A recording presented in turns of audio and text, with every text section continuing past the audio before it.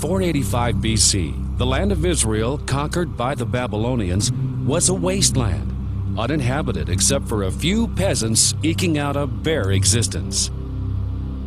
This was the land God had promised to Abraham, Isaac, and Jacob, and to their descendants forever. For all the land your eye can see, to you I will give it, and to your descendants forever. The land shall not be sold forever, for the land is mine. The once proud inhabitants of the Promised Land had been slaughtered, scattered, and carried to Babylon, where they had spent 70 years, as Jeremiah had prophesied. This whole land shall be a desolation and an astonishment, and you shall serve the king of Babylon 70 years. Many Jews had returned to Jerusalem to rebuild the temple, but the city itself still lay desolate, its walls broken down and its gates burned. In that hopeless hour, God spoke through Zechariah, one of the most remarkable prophecies ever recorded. It concerned what the Bible calls the last days. Behold, I will make Jerusalem a cup of trembling. I will make Jerusalem a burdensome stone for all people. The fulfillment of this prophecy, following the amazing rebirth of Israel in 1948, has been witnessed by the world. Exactly as the Bible foretold, not New York, Berlin, or Moscow, but tiny Jerusalem is the world's greatest burden. So great is it that the United Nations Security Council has devoted nearly a third of its deliberations to Israel, which has 1,000th of the Earth's population.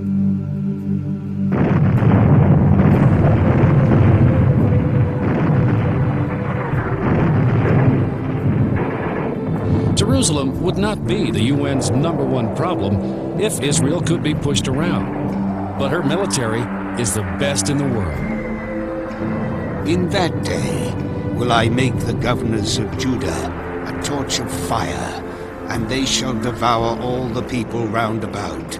The Lord shall defend the inhabitants of Jerusalem.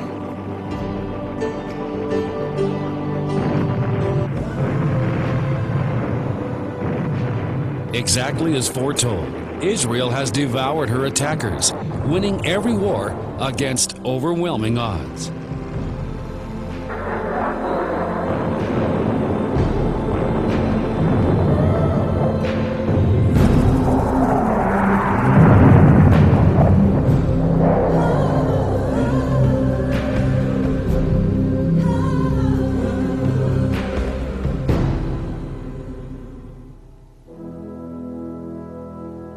The angel Gabriel told Daniel that Jerusalem would be rebuilt, that 483 years later, Messiah would come. His own people, Israel, would reject and crucify him, and the city and temple would be destroyed again. And so it happened. And after shall Messiah be cut off, but not for himself and the people of the prince that shall come shall destroy the city and the sanctuary. Jesus rode into Jerusalem on the very day prophesied, was hailed as the Messiah, then rejected. Jesus prophesied, Verily I say unto you, there shall not be left here one stone upon another that shall not be thrown down. And they shall be led away captive into all nations. In AD 70, exactly as Jesus foretold, the Roman armies under Titus sacked Jerusalem and left not one stone of Herod's temple upon another. More than 1 million Jews were killed, and the remnant were scattered to every nation. You shall be plucked from off the land you are about to possess, and the Lord shall scatter you among all people, from the one end of the earth even unto the other. Israel's prophets also foretold the anti-Semitism that would pursue the Jews everywhere. To be a curse, an astonishment, and a hissing, and a reproach among all the nations. Scattered to every nation, Jews have been hated, persecuted, and killed like no other people, while the barren land of Israel continued to mourn. In 1867, a visiting Mark Twain wrote, Bethlehem, where the angels sang, is untenanted of any living creature. Palestine sits in sackcloth and ashes, desolate and unlovely. In another remarkable prophecy, Jesus declared, Jerusalem shall be trodden down of the Gentiles until the times of the Gentiles be fulfilled. Jerusalem has been fought over by every major power in history. The Babylonians held it, then the Medes and Persians. Alexander the Great took Palestine for the Greeks in 333 BC. Later, the Egyptians and Syrians alternately had it until the Romans. Islamic invaders took control, to be replaced by the Crusaders. Later, the Islamic Mamelukes of Egypt possessed Jerusalem. Then the Ottoman Turkish Empire ruled for about 400 years.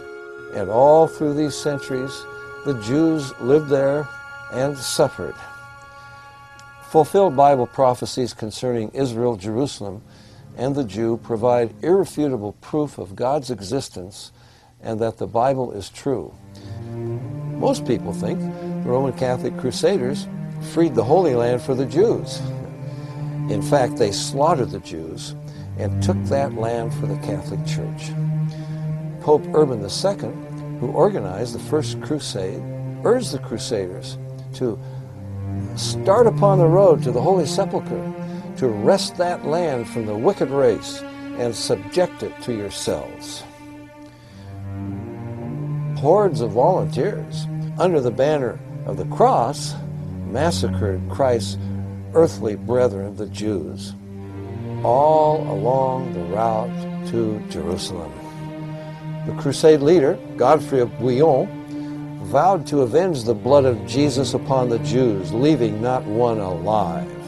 Upon taking the city of David, the Crusaders chased the Jews into the synagogue and set it ablaze. Succeeding popes treated Jews as lepers without rights.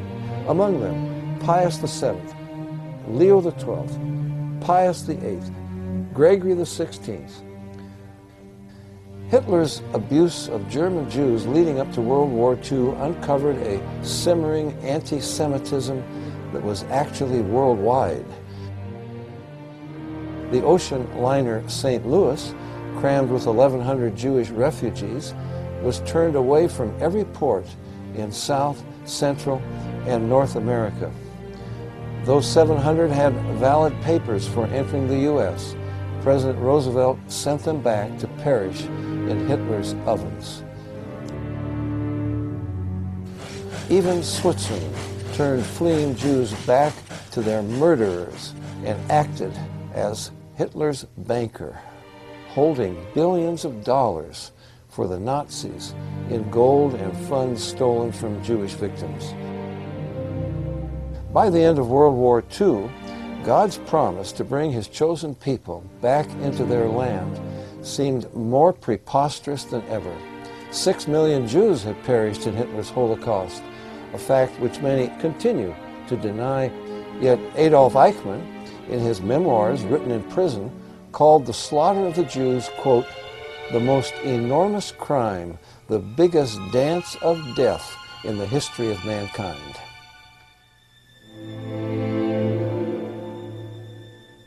Incredibly,